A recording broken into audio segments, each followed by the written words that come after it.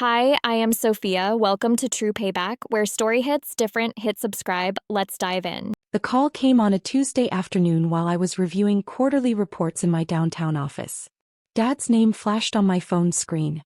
I hadn't heard from him in 3 months, not since he'd announced his engagement to Carol Whitmore at a family brunch I wasn't invited to. I'd found out through my sister Jennifer's Instagram post. "Rachel," Dad said when I answered. His voice had that careful tone he used when he was about to disappoint me. "I'm calling about the inheritance dinner this Saturday." My grandmother had passed away 6 weeks earlier. She was 92, sharp as ever until the end, and the matriarch who'd held our fractured family together through sheer force of will. The inheritance dinner was supposed to be a family gathering before the formal will reading the following week.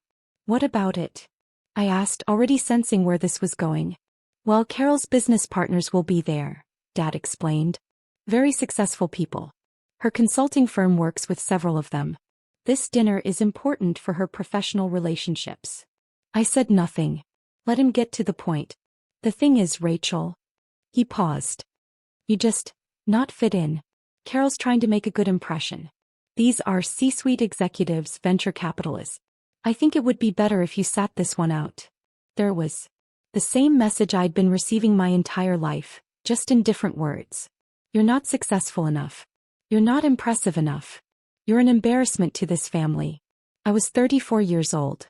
I'd heard variations of this my entire adult life. "Carol's really worried about appearances," Dad continued. "You understand, right? With your situation." My situation. He meant my life. My quiet, private life that didn't include Instagram-worthy vacations or luxury cars or designer clothes. The life where I lived in a modest downtown apartment, drove a 7-year-old Honda, and dressed in simple professional attire from department stores. What Dad didn't know, what none of them knew, was that my situation was entirely by design. "I understand," I replied calmly. "I won't attend." "You're not upset?" Dad sounded surprised, maybe even disappointed that I wasn't fighting him. "Not at all. Enjoy your dinner." I hung up and sat in my office chair looking out at the city skyline. My office. The one on the 42nd floor of the Mercantile Building. The one with my name on the door. Rachel Anderson, Managing Partner, Northstar Capital Management. I'd built my wealth management firm from nothing over the past 12 years. We managed $840 million in assets. Our client list included 3 Fortune 500 CEOs, multiple successful entrepreneurs, and several family trusts worth 8 figures each. I personally managed a portfolio worth $180 million. But my family didn't know any of this. They thought I was a low-level financial analyst at some obscure firm. They thought I struggled to pay rent. They thought I was the family failure. I'd let them think it. I'd carefully cultivated that image for over a decade.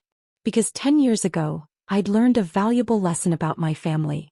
When my grandmother had helped me with the seed capital to start my firm, a loan of $200,000 that I'd repaid within 18 months, I'd made the mistake of mentioning it at a family dinner. My brother immediately asked to borrow $50,000. My sister wanted me to invest in her friend's pyramid scheme. Dad suggested I should help pay for his younger girlfriend's business school tuition. When I refused, I became the selfish one. The ungrateful one. The one who'd forgotten where she came from. So I'd stopped sharing. I'd let them believe I was struggling. I wore inexpensive clothes to family events. I claimed my car was all I could afford. I said my apartment was cozy, instead of explaining it was temporary while I decided which property to purchase. And I'd watched as my family revealed exactly who they were. My sister Jennifer married a doctor and immediately became insufferable, posting constantly about their luxury lifestyle, while asking me if I needed help with groceries. My brother Marcus started a moderately successful real estate business and never let anyone forget it, constantly giving me unsolicited career advice. And Dad had retired early from his middle management position and married Carol Whitmore, a woman 15 years younger who ran a consulting firm that, based on the research I'd commissioned, was more smoke and mirrors than substance. What none of them knew was that I'd been helping them financially for years. Anonymously. Strategically.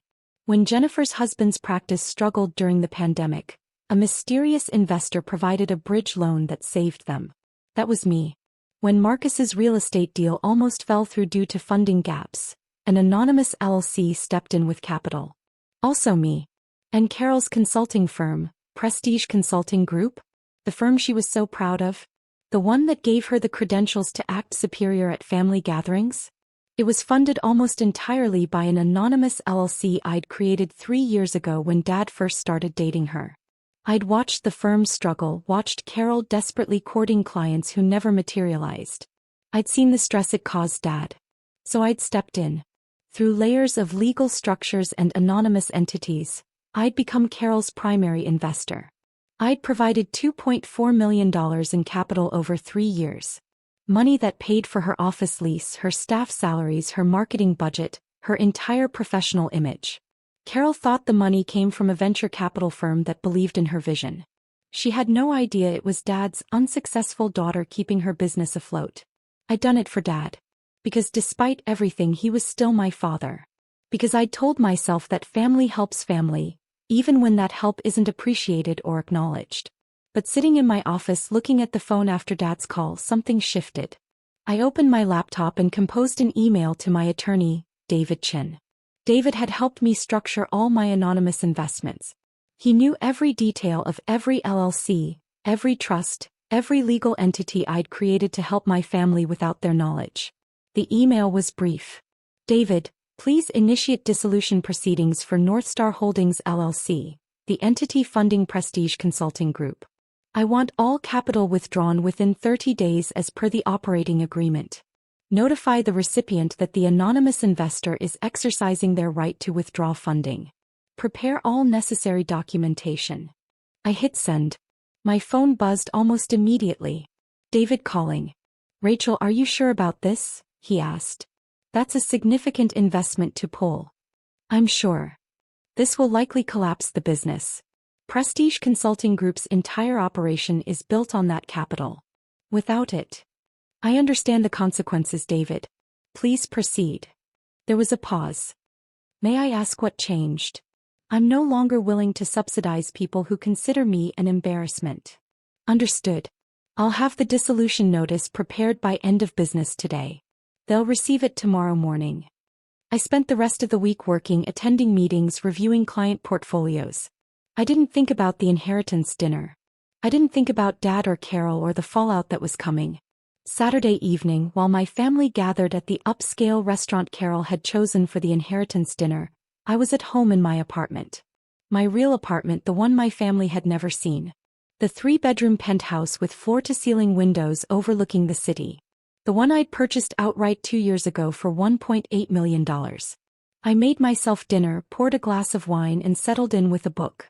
My phone started ringing at 8:47 p.m. I let it go to voicemail. He called again. Voicemail. Then Jennifer called. Voicemail. Then Marcus. Voicemail. Then text messages started flooding in. Dad, Rachel, call me immediately. Emergency. Jennifer, what did you do? Dad is freaking out.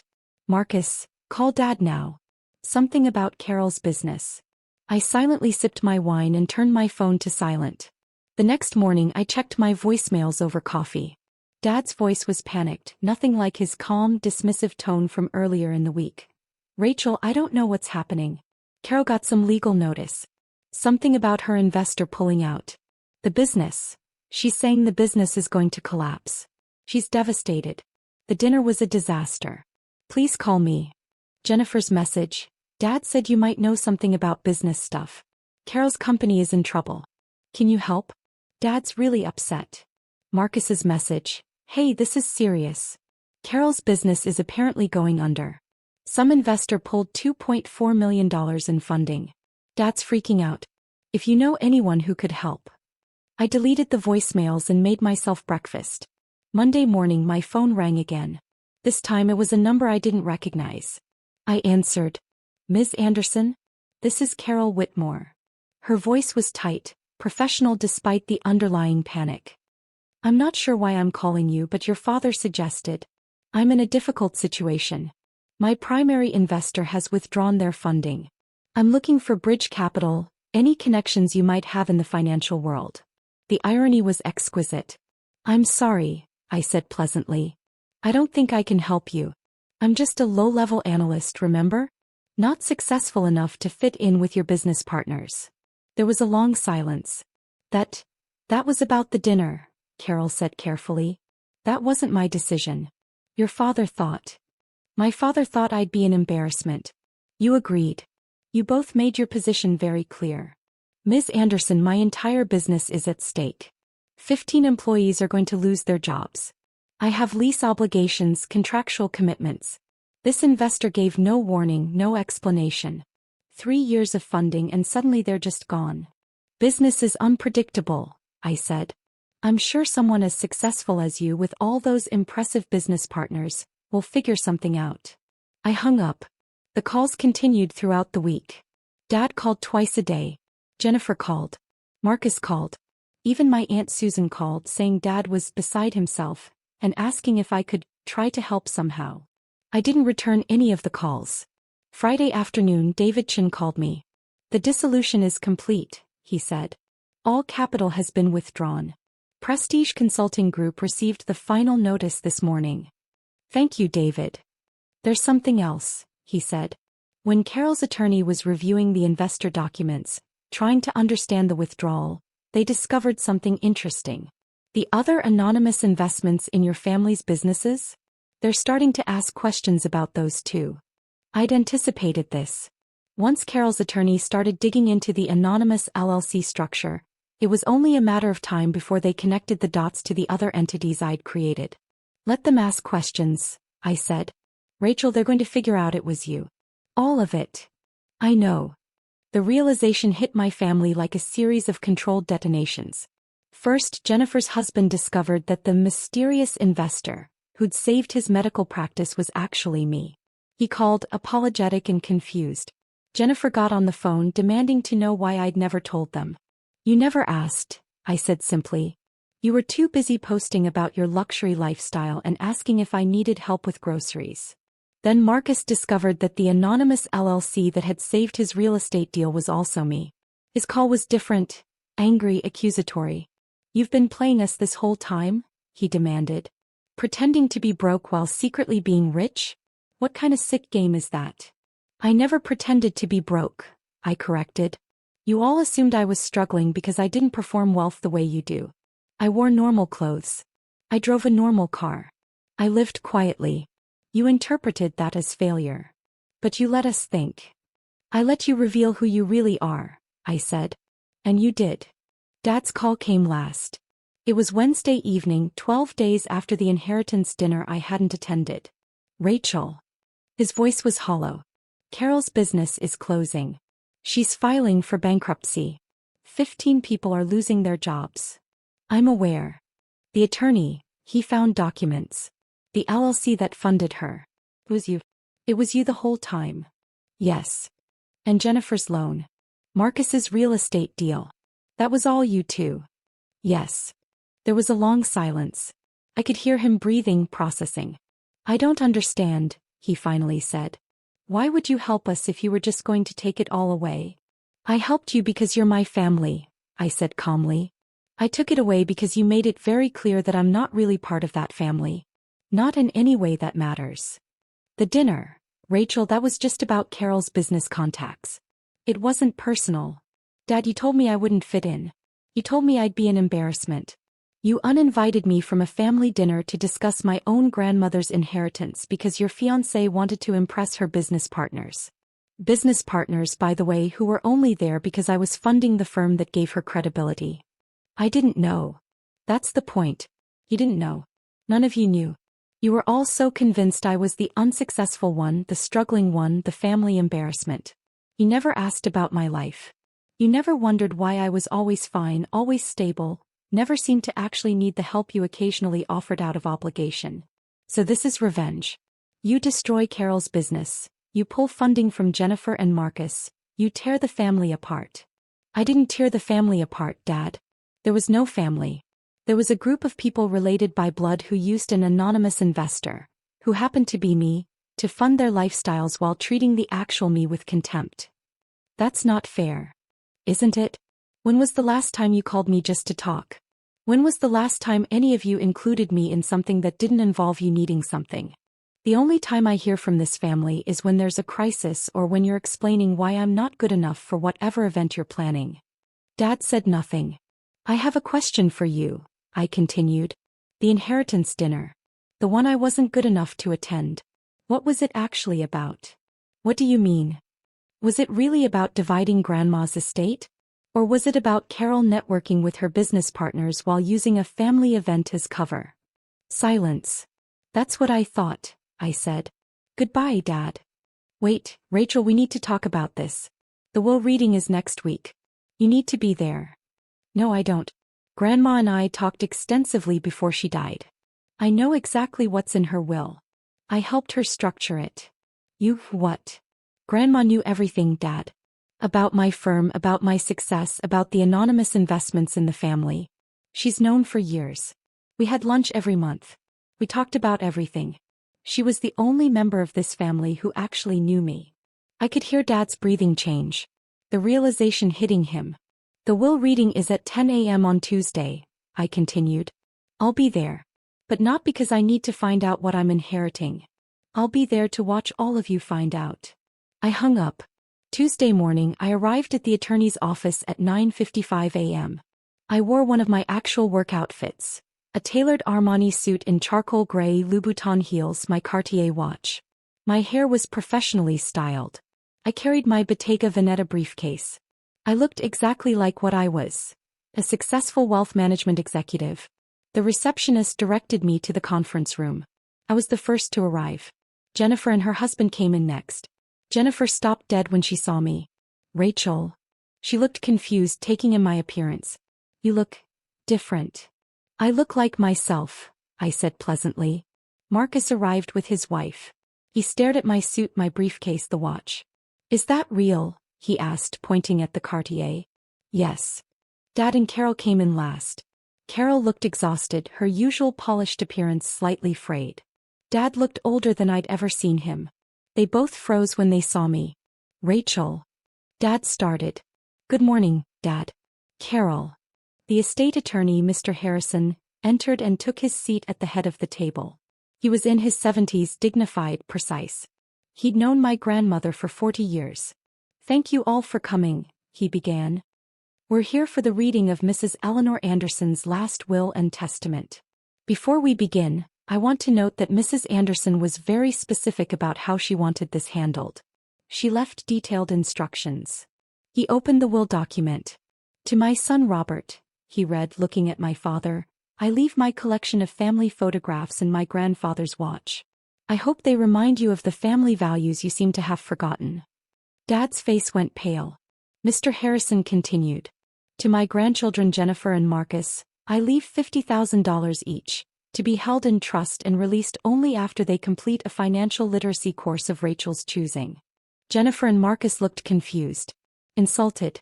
The remainder of my estate, Mr. Harrison read, including my home, valued at $1.2 million, my investment portfolio, valued at approximately $3.8 million, and all other assets, I leave entirely to my granddaughter Rachel Anderson.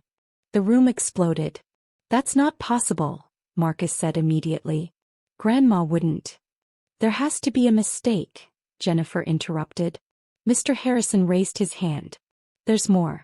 Mrs. Anderson left a letter to be read at this time. He pulled out an envelope and opened it. She wrote this 2 months before her death. He began reading. To my family, if you're shocked by my decision, you shouldn't be. Rachel is the only one of you who ever visited me without wanting something. She's the only one who called just to talk. She's the only one who knew my favorite books, my favorite flowers, my favorite memories. More importantly, she's the only one who built something real. While the rest of you performed success on social media and borrowed money to maintain appearances, Rachel quietly built a life of actual substance. She's successful not because she inherited money or married well, but because she worked for it. And even more importantly, she's the only one who helped the rest of you without expecting credit or recognition. Jennifer, Marcus, Robert. Rachel is the reason many of your ventures succeeded. She was your anonymous investor. She was your safety net. And you never even knew because you were too busy dismissing her as the unsuccessful one. I'm leaving everything to Rachel because she's the only one who doesn't need it and the only one who deserves it. Maybe that will teach the rest of you something about actual worth versus performed worth. With love and disappointment, Eleanor Anderson. The silence in the room was absolute. Jennifer was crying. Marcus looked like he'd been hit in the face. Dad just stared at the table. Carol stood up abruptly. I can't. She left the room. Mr. Harrison placed the letter on the table. Ms. Anderson, you'll need to sign some documents. The estate transfer will take a few weeks to finalize. Thank you, Mr. Harrison. Jennifer looked at me, tears streaming down her face.